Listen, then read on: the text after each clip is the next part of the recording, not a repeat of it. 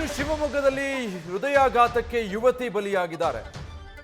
22 ವರ್ಷದ ಹರ್ಷಿತಾ ಹೃದಯಾಘಾತದಿಂದ ಸಾವನ್ನಪ್ಪಿದ್ದಾರೆ. ಹಾಸನ ಮೂಲದ ಹರ್ಷಿತಾ ಶಿವಮೊಗ್ಗದಲ್ಲಿ ಸಾವನ್ನಪ್ಪಿದ್ದಾರೆ. 1.5 ತಿಂಗಳ ಬಾಣಂತಿಯಾಗಿದ್ರು ಹರ್ಷಿತಾ. ಬಾಣಂತನಕ್ಕೆ ಅಂತ ಹೇಳಿ ಮಂಡಘಟ್ಟಕ್ಕೆ ಬಂದಿರ್ತಾರೆ. ಈ ವೇಳೆ ಎದೆನೋವು ಕಾಣಿಸ್ಕೊಳ್ಳುತ್ತೆ. ಆಸ್ಪತ್ರೆಗೆ ಕರೆದುಕೊಂಡು ಹೋಗುವಾಗ ಸಾವನ್ನಪ್ಪಿದ್ದಾರೆ. 2ನೇ ಮಗುವಿನ ಬಾಣಂತನಕ್ಕೆ ಅಂತ ತೆರಳಿದ್ರು ಹರ್ಷಿತಾ. ಮೂಲತಃ ಹಾಸನದವರೇ, ಆದರೆ ಬಾಣಂತನಕ್ಕೆ ಅಂತ ಶಿವಮೊಗ್ಗಕ್ಕೆ ಹೋಗಿರ್ತಾರೆ. 1.5 ತಿಂಗಳ ಬಾಣಂತಿ. ಮತ್ತು ಇವಾಗ ಇನ್ನೂ 22 ವರ್ಷ ವಯಸ್ಸು, ಬಹಳ ಚಿಕ್ಕ ವಯಸ್ಸು. ಆದರೆ ಹೃದಯಾಘಾತದಿಂದ ಸಾವನ್ನಪ್ಪಿದ್ದಾರೆ. ಅಗೈನ್ ಇವರು ಕೂಡ ಹಾಸನ ಮೂಲದವರೇ ಅನ್ನೋದು ಗೊತ್ತಾಗ್ತಾ ಇದೆ. ಆದರೆ ಸಾವನ್ನಪ್ಪಿರೋದು ಶಿವಮೊಗ್ಗದಲ್ಲಿ.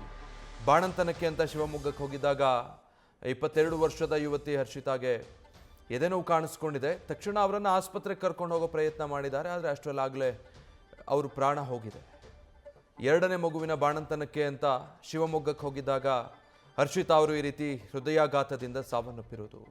22 ವರ್ಷದ ಯುವತಿ. ಈ ರೀತಿ ಇದೊಂದೇ ಪ್ರಕರಣ ಅಲ್ಲ, ಬಹಳಷ್ಟು ಪ್ರಕರಣಗಳಲ್ಲಿ ನೋಡ್ತಾ ಇದ್ದೀವಿ.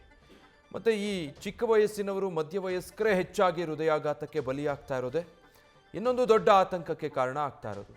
ಇದನ್ನು ಟ್ರೇಸ್ ಔಟ್ ಮಾಡಬೇಕು ಆದಷ್ಟು ಬೇಗ.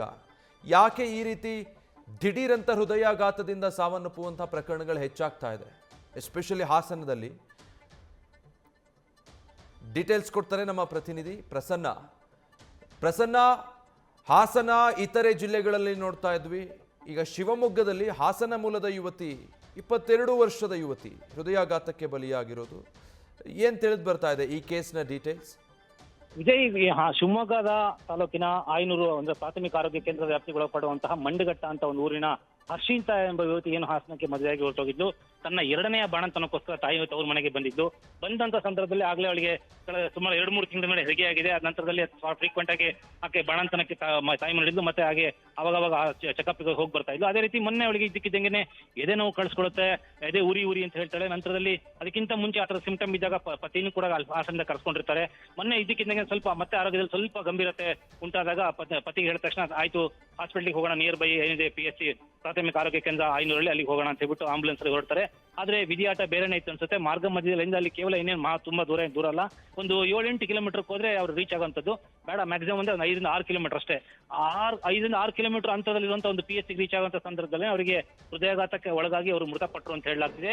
ಇದಕ್ಕೆ ಸಂಬಂಧಪಟ್ಟಂತೆ ಈಗಾಗಲೇ DHO ಡಾಕ್ಟರ್ ನಟರಾಜ್ ಅವರನ್ನ ಸಂಪರ್ಕಿಸಿದಾಗ ಹೌದು, ಅವರು ತಾಯಿ ಮನೆಗೆ ಬಾಣಂತನಕ್ಕೆ ಬಂದಿದ್ರು. ಮಂಡಘಟ್ಟ ಮೂಲದವರು ಬಂದು ಬಾಣಂತನ ಆಗಿತ್ತು. ಅವರಿಗೆ ಮೊನ್ನೆ ಇದ್ದಕ್ಕಿದ್ದಂಗೆ ಈ ತರ ಆಗಿದೆ ಅಂತ ಹೇಳ್ಬಿಟ್ಟು ತಿಳಿದು ಬಂದಿದೆ. ಆದ್ರೆ ನಮಗೆ ಆಡಿಟ್ ಆಗದೆ ಹೊರತು ನಾವು ಇದನ್ನ ಖಚಿತಪಡಿಸಲ್ಲ ಅಂತ ಹೇಳಲಾಗ್ತದೆ. ಆದ್ರೂ ಕೂಡ ಮೇಲ್ನೋಟಕ್ಕೆ ಇದು ಹೃದಯಾಘಾತದಿಂದ ಈ ಒಂದು ದುರ್ಮರಣ ಸಂಭವಿಸಿದೆ ಅಂತ ಹೇಳಲಾಗ್ತಿರೋದು. ಇದು ಒಂದು ಶಿವಮೊಗ್ಗದಲ್ಲಿ ಮೊದಲನೇ ಪ್ರಕರಣ. ಅಂದ್ರೆ ಹಾಸನದ ಮೂಲದ ಯುವತಿ ಶಿವಮೊಗ್ಗದವರಾಗಿದ್ದು ಕೂಡ ಅವ್ರು ಏನು ಸೆಟ್ಲ್ ಆಗಿದ್ದು, ಅವರು ಇಲ್ಲಿ ಅವ್ರ ಮನೆಗೆ ಬಂದಾಗ ಆದಂತಹ ಒಂದು ದುರ್ಘಟನೆ ಇಲ್ಲಿ ನಡೆದಿರುವಂತದ್ದು. Vijay, thank you Prasanna. News First, ನಿರ್ಭೀತಿಯಿಂದ ನಿಮ್ಮ ಪರವಾಗಿ.